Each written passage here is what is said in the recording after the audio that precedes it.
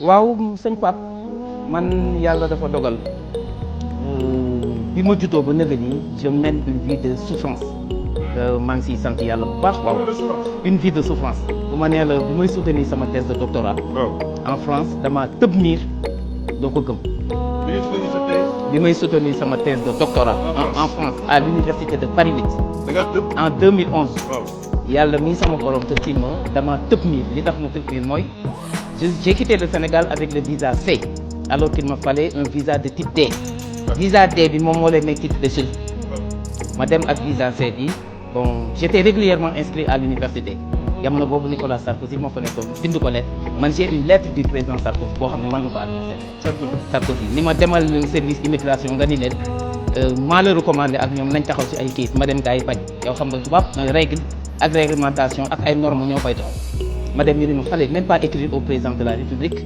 parce que fii amoo visa D duñ la jox te titre dellul sa réew alors que boo xëyee doo ndekki yaa ngi si ay difficultés doy waar conditions yooyu laa nekk dans l'illégalité bu soutenir sama thèse de doctorat. ma xam ni en France ma xam ni soutenance du ay caaxaan.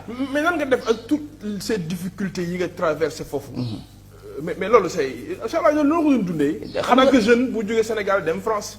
gëm ni yàlla mën na lépp ba mu des toroxal jàmmam donc dans la vie il faut apprendre à souffrir parce que c'est dans la souffrance qu'on se carapace, c'est dans la souffrance qu'on se surpasse, c'est dans la souffrance qu'on dépasse ses limites. Alors que la vie, j'ai l'habitude de dire que français wala wolof bu la si gën a. tout. J'ai l'habitude de dire dans la vie que dans la vie, vivre c'est lutter, c'est faux. Moi, je n'ai jamais été d'accord. Vivre c'est lutter. Vivre c'est lutter, ki ko wax. Donc c'est faux. Xam naa dafa naan café gu bari rek. Pourquoi c'est faux? C'est faux parce que une lutte peut être simple, Pape. Alors une lutte peut être simple, alors que la vie est loin d'être simple, Pape. Vivre c'est combattre. Dans un combat, tu donnes des coups, on te donne des coups. Et tu en reçois. Et tu en reçois. Alors si tu frappes moins vite et moins fort, on te met KO. La vie te met KO.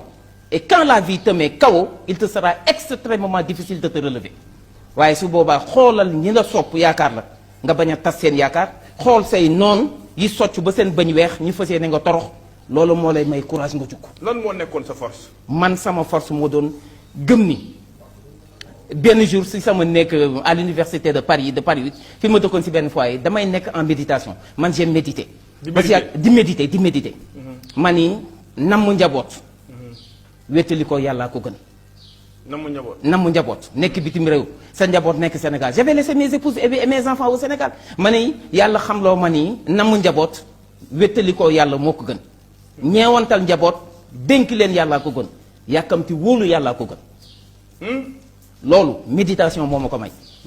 méditation moo ma ko may si laa gis ni ndekete àddina c'est pas une lutte c'est un combat la vie c'est un combat ba nga xam te ne chaque jour quand tu te lèves et que tu sors victorieux ou vainqueur d'un combat un autre combat beaucoup plus terrible et coriace se présente devant toi fan la nit di noppaloo wax ma ko. Noppalu amul les grands hommes. Les grands hommes oui. Les grands hommes se sont toujours reposés en changeant d'occupation. loolu mooy seen repos. loolu mooy seen repos maanaam je te donne un exemple. yow sëñ Pape nga lire ce livre. sonn au lieu nga dem tëdd di nelaw. problème yi wër la nga tëdd di nelaw da ngay dem seetaan benn documentaire. jox ma ci benn exemple. maanaam nga lire ba sonn. non l'exemple d'un grand homme. Barack Obama. J'aime beaucoup Barack Obama j'aime beaucoup Nelson Mandela. J'admire le président Macky Sall comme tout bon citoyen. mais